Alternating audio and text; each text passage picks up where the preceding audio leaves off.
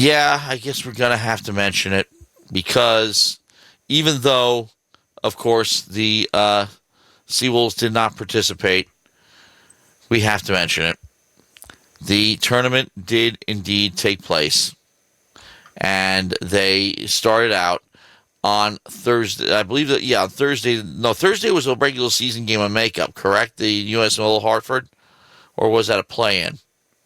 No, it was not. It was not playing Yeah, I have not because been paying the attention to Sunday American East. it Hello, all man. began I don't. today. I don't think anyone's been paying attention to the American East tournament. There's a lot of actual fun tournaments going on, and if you just turn on the TV, went on the main broadcast channels, there's a lot of fun basketball, men and women's, going on, being streamed nationwide, and there were some good games today. But Sunbelt tournament. That was the one I was watching. Georgia State and Appalachian State. all I was going to say that was a is tight one. just have to mention the fact that Vermont advanced as expected, beating NJIT 98-59. UMBC beat UMass Lowell 93-85. Binghamton got by New Hampshire 72-69. And Hartford beat Albany 61-49. So, and it was all in the high. The games were all took place at the higher seed.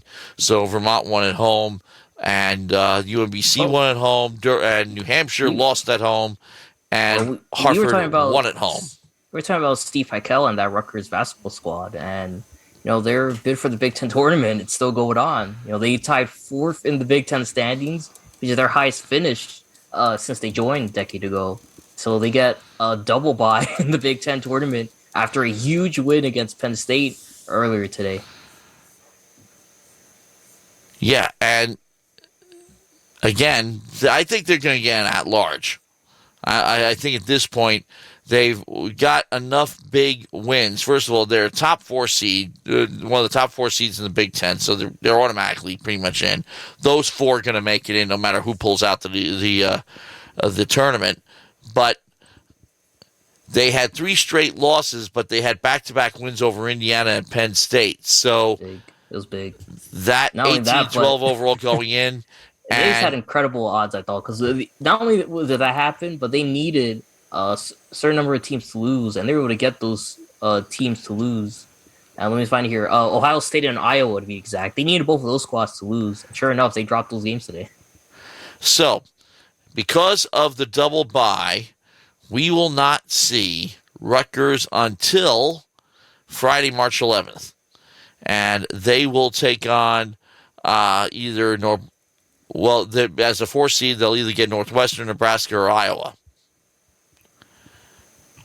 And Illinois will lead off. It's 4 games on Friday, so Illinois will host Indiana or Michigan. Rutgers gets Northwestern, Nebraska, or Iowa. Wisconsin could get the 2 seed, Maryland or Michigan State, and Purdue would get Minnesota, Penn State, or Ohio State. And then the semis are on Saturday, and the tournament final, 3:30 p.m. on CBS, ends just in time for the selection show. But like I said, the automatic qualifier, I think, would just be a pencil in because they're at least sending those top 4, I think. And then maybe a Cinderella, if one makes a deep run into the tournament. Yeah, I don't know. I think, getting the top 4 is huge, but I think they got to go far just because, and it's tough, trying to figure out, who gets selected because there's a lot of at-large bids, to go along with the automatic qualifiers.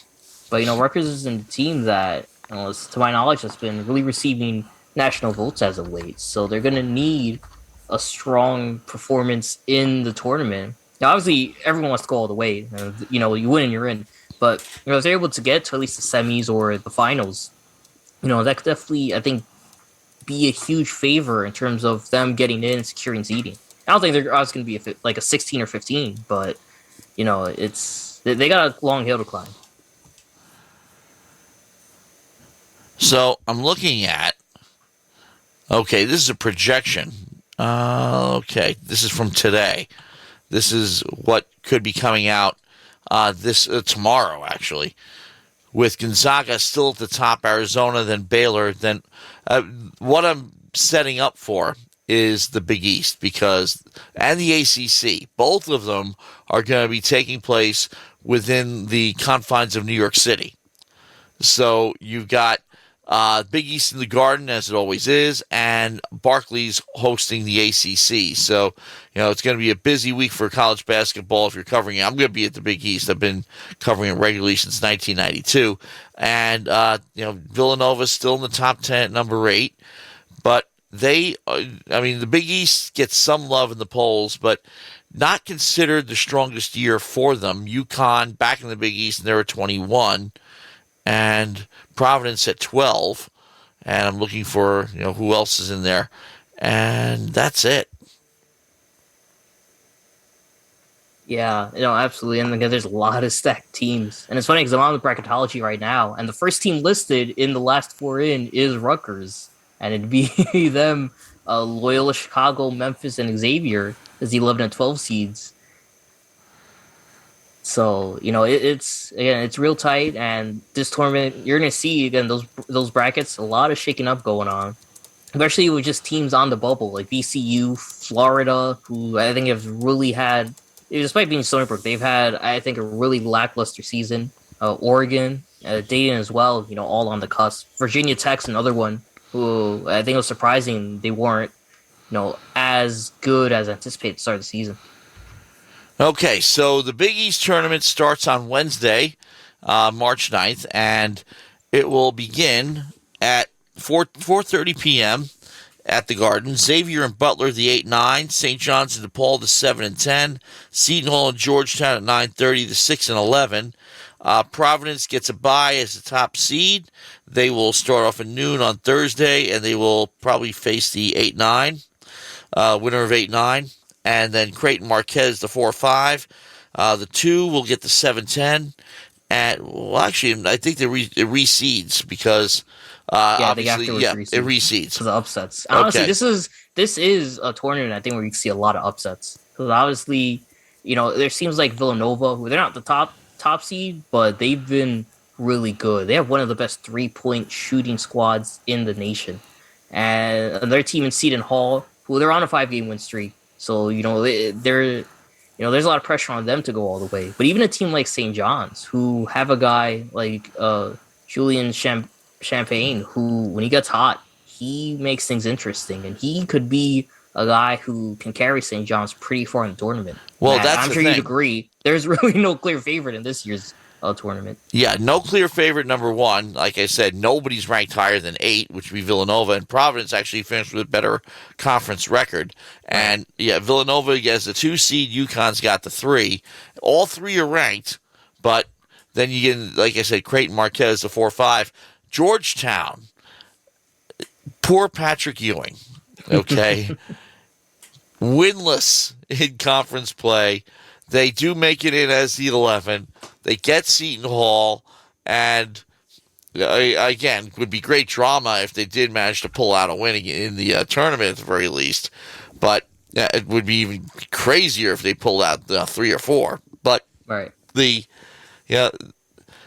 People have been thinking that, first of all, I don't recall. No, DePaul went winless a couple of years back. Okay. They were dead in the water. They're the 10 seed this year. DePaul, when they were, first of all, there was once a time when DePaul was a great program. Way, way, way back when, in the 70s and even into the 80s. I remember DePaul knocking off St. John's in an NCAA tournament. Okay. DePaul was an Indy for a long time. Then, it kind of floundered a little bit because it would have been a nice candidate for the Big East, but they're too far west. They're based in the Chicago area. And DePaul had some great players, Rod Strickland, Mark Aguirre, and a few others. George Mikan, one of the earliest and still an NBA top 75, I believe, was a DePaul grad. So long-standing and the quintessential Catholic school with a good basketball team. You see your Providence, your St. John's, your Villanova, your Xavier, and so on and so forth, and Marquette. Creighton, I believe, is also a Catholic school. So all of them, of course, they're all in the Big East. But perfect candidate for them, but they didn't join the Big East till much later. And by then, the program was a zombie program. And they have not really broken out from that. And, everybody's, The SEC has Vanderbilt. The Big Ten has Northwestern. And everybody's got a school there that's good academically but lousy in sports, or good in sports that don't get the headlines. So Northwestern, perfect example. Great in women's lacrosse, and everything else. Nobody Right. mentions them for basketball, but women's No. lacrosse, they're an excellent program. But in any case, so it's sad what's happened to Georgetown, because you know what else happens is that one of the biggest complaints about Syracuse fans, and look what Syracuse is. I mean, Syracuse is floundering too. Syracuse has done okay by and large in the ACC, but as an outsider looking in, and I've had arguments with Syracuse alumni on both sides of the coin. Argument number one: they get to play Duke in North Carolina. So what? They don't play Georgetown. Okay? Georgetown-Syracuse was a great rivalry, largely because of John Thompson and Jim Boeheim, because for the longest time, because of Ewing, because of Ronnie Cycli, because of Sherman Douglas, because of Pearl Washington, on, and Mello, and all the way, and Iverson, and all the way down to present day.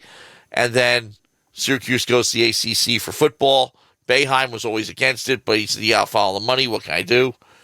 So they make the best of it.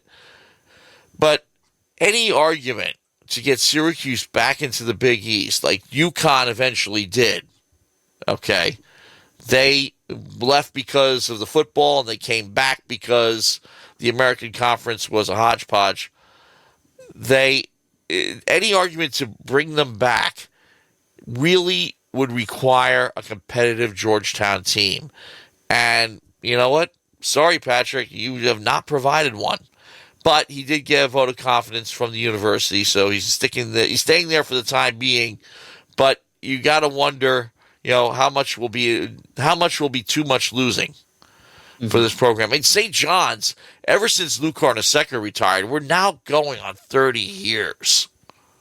Okay. Brian Mahoney was able to keep things going for a little while with Louis' players. Then it goes in the tank. Mike Jarvis takes over. Fred Fraschilla takes over. Gets him going again. He gets fired. Mike Jarvis takes over with Fraschilla's players. They're okay again. Then they go even further in the tank than they'd been before. Scandal hits. They tread water for a little while. And, I mean, they were a lock for the first of all, go deep in the Big East. They were a lock for the NCAA year after year after year. And then they go nearly 15, 20 years without an NCAA tournament appearance. Right. It's really sad. And my relationship personally with the Big East goes back to the beginning.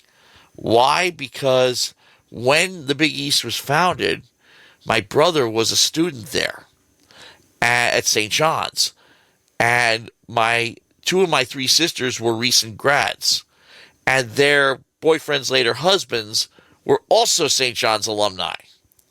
Okay, and my niece, later, another generation, also St. John's, but she went when St. John's was terrible. So all of that, I had season tickets during the Mullen years. I went to the Sweater game with my brother. I had a midterm in physics the day after. I shanked the midterm badly, but I was at that game. So I was I was at big games when they won the Big East tournament the following year, without Mullen, believe it or not. They still had Walter Berry though. So St. John's, and again, I covered the team as a reporter during Fraschilla's era, where they got to the Elite Eight and won the Big East tournament last time they did in 2000, which was 22 years ago. So I once had a discussion. We had an intern at the NHL office, Syracuse grad. Now, of course, there are other Syracuse grads in the office too. I mean, everybody came from a sports-oriented school, and most of the people in my department, at the very least, worked in the SID offices. Right. So my friend sitting next to me went to Penn State, One over went to St. John's. Guy behind me went to Syracuse. Another one went to Pitt. Just run down the list of big sports schools. All Power Fives. Yeah. So, anyway, we have an intern, young guy, Syracuse.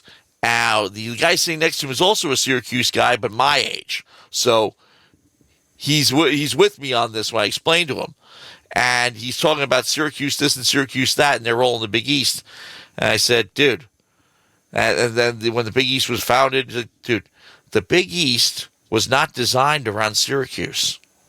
The Big East was designed around St. John's and Georgetown and Providence and Villanova. Syracuse was a bit player at the time. They didn't come into their own until they'd been in the Big East for a few years.